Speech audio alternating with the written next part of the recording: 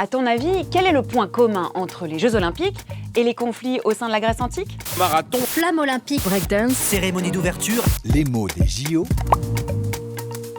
Comme c'est le cas avant chaque jeu depuis 1993, les Nations Unies ont adopté en novembre dernier une résolution pour exhorter tous les pays au respect de la trêve olympique à l'occasion des Jeux de Paris 2024. Mais d'où vient ce concept? D'après le CIO, tout commence au 9e siècle avant Jésus-Christ. À l'époque, la Grèce est presque constamment en guerre.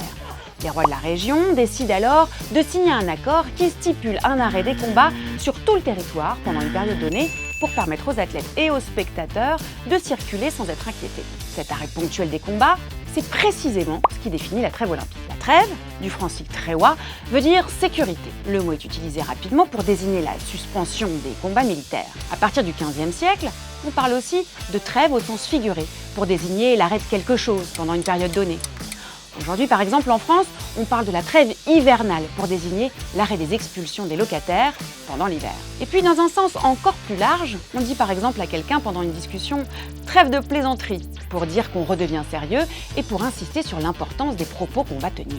Cette année, la trêve olympique prendra effet une semaine avant le début des Jeux pour s'arrêter une semaine après les compétitions paralympiques, soit du 19 juillet au 15 septembre.